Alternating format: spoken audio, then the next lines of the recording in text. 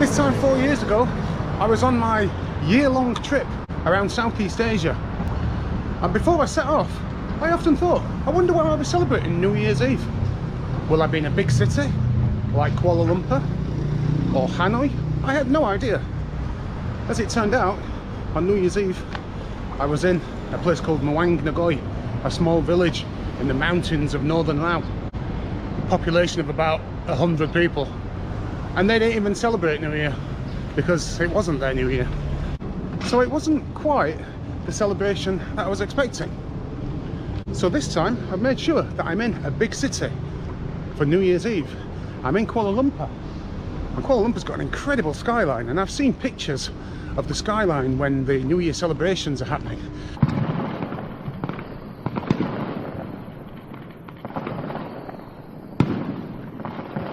And it's filled with fireworks and it looks incredible.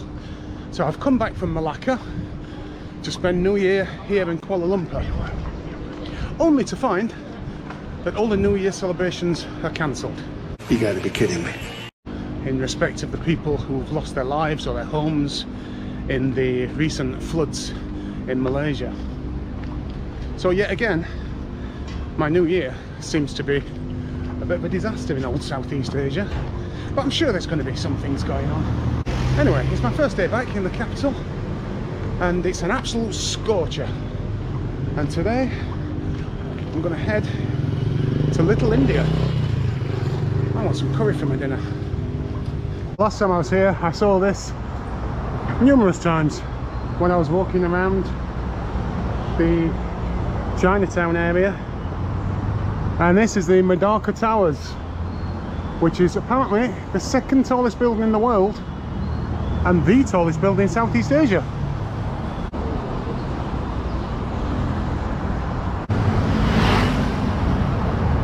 Before I head to Little India, I'm going to some kind of little art and culture centre. Again, it's out of the main city centre of Kuala Lumpur. Now I've got to turn right at some point here, and just pedestrians are just not thought of at all in this city. I mean, look, this guy's just going for it. He's having to just cross here. Oh, there is a traffic light over here, so maybe we're in luck at this one. Google Maps ain't got a clue around here. I mean, there's just roads going off in all different directions and roads above us. And over there looks like a bloody huge mosaic. Well, who'd have thought it? A huge mosaic right in the heart of Kuala Lumpur. Looks like a mix of old and new, to be honest.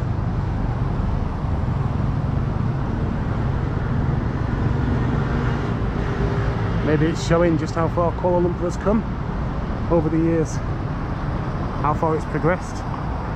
And as a stroke of luck, this is the actual road I needed anyway. The mosaic led the way. Google Maps just doesn't understand Kuala Lumpur at all. I definitely did not walk this way last time to visit this community place. But wherever you are, you can always see that thing. This place appears to be in the middle of the bloody jungle. It's hard to believe we're in the centre of Kuala Lumpur.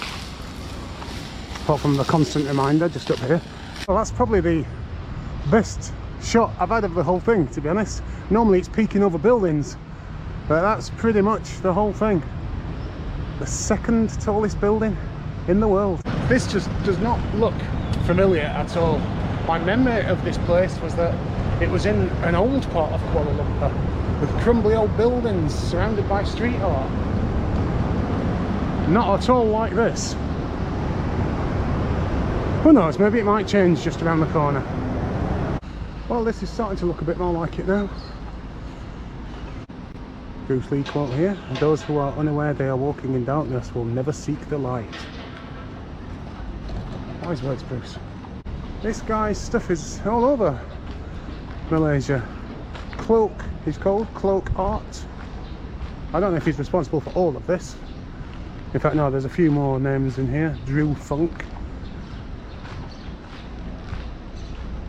Art Time Joe, is that? Just here, Tommy LeBaker, he does lots of like kind of sour breads and stuff like that. And also there's a place around here where on certain days, I think on Sundays, maybe not every Sunday, they have singers on the balcony. I'm not sure whether this is it. What's it? This is a coffee bar. Not sure. Let's go and check out the main building. This huge building to our left has been taken over by kind of boutique shops and Tommy the Bakers and yeah, kind of like hip shops like that. I think this might be where I saw the opera singer. I found funky socks.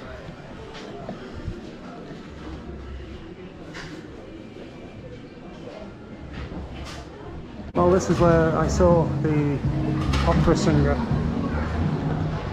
I just found the old picture on Facebook and it was called something called the Singing Balcony. So I've just gone in to ask, but apparently it doesn't happen anymore, which is a shame.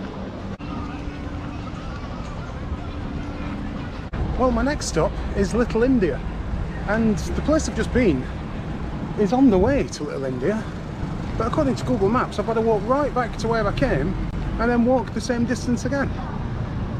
About an hour and 20 minutes. And that can't be right. I mean, Little India is right past KL Central, the main station.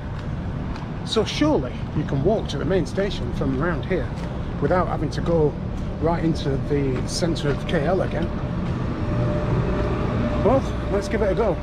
All I need is a bridge from here to there. And then I'm right in it. But I can't see anything.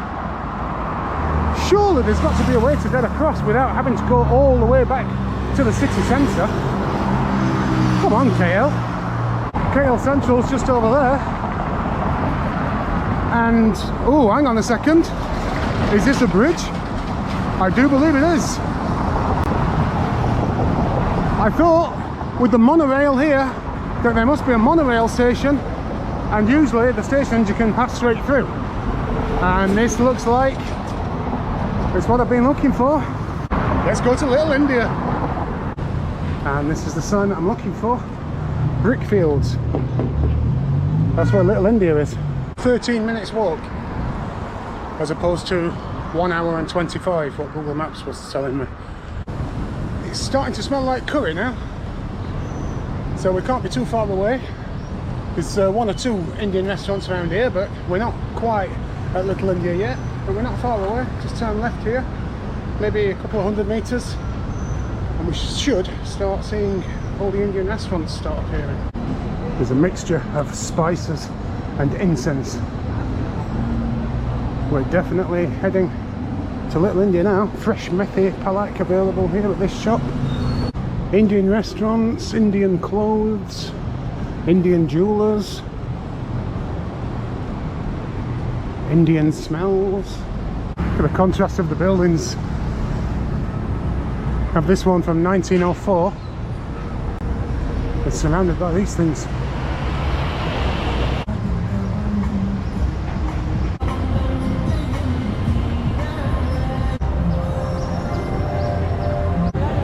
There we are then. This is the main street in Little India.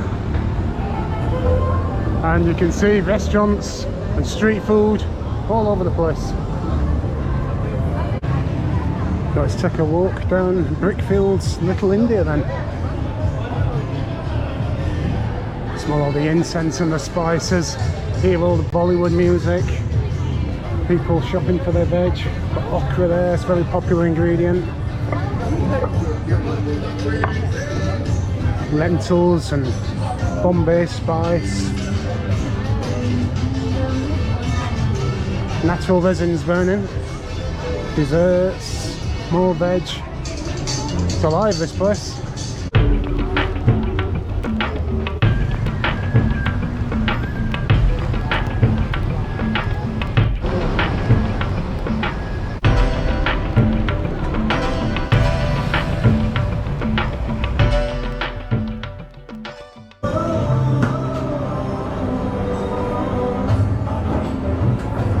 Into a place where I did actually visit last time, and yeah, I've got the right feast going on. Look at this.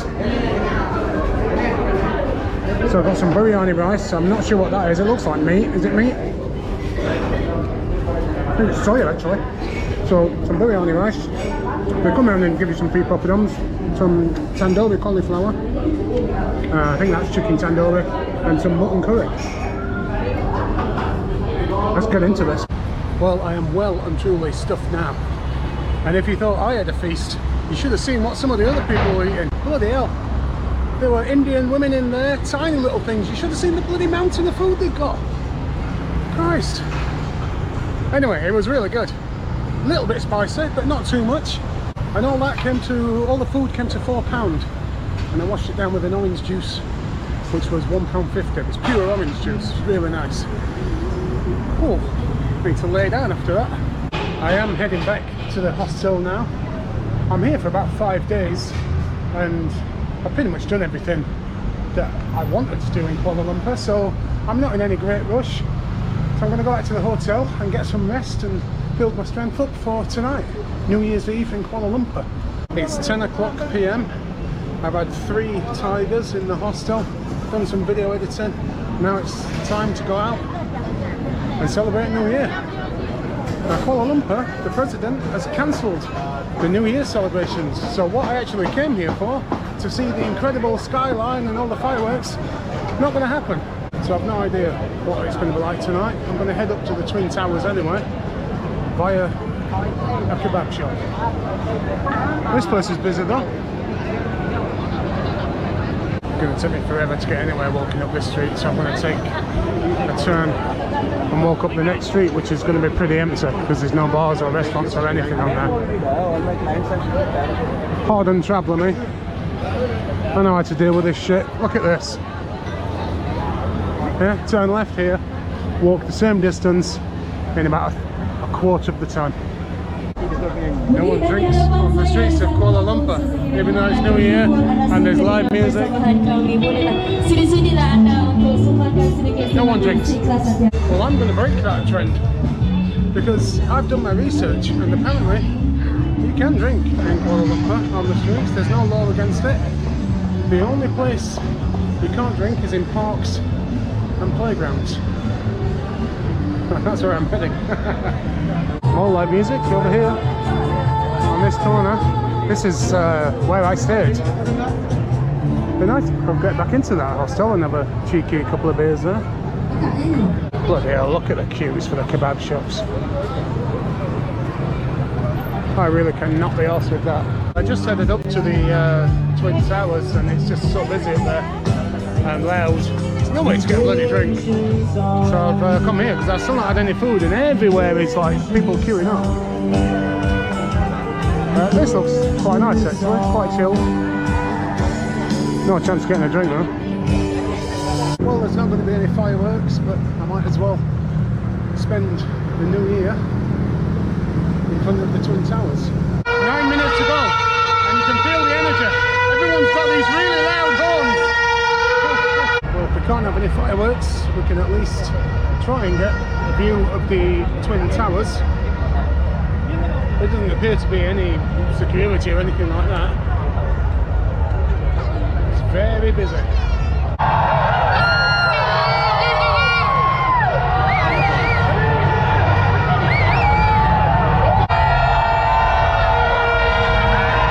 Turn the lights off the 2 towers, so I guess we're waiting until they all come back on again.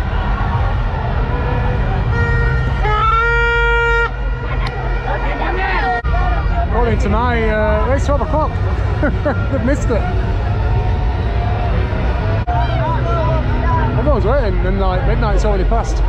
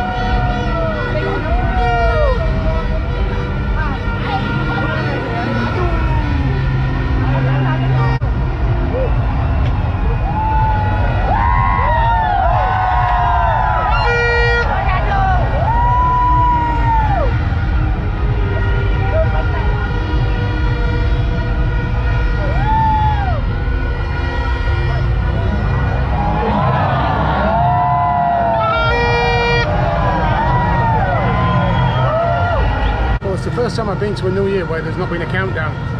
It just became New Year and no one noticed because everyone was too busy just looking at the lights on the towers. Look at this.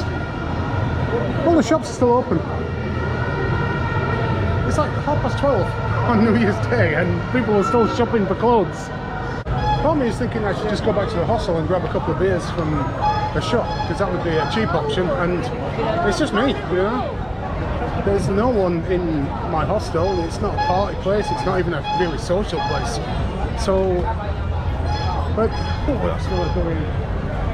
I think I'm going to have a couple of beers. If the place down here is still doing beers for 58, 2 pints for 58, which is 12 quid, then I'm going to do that.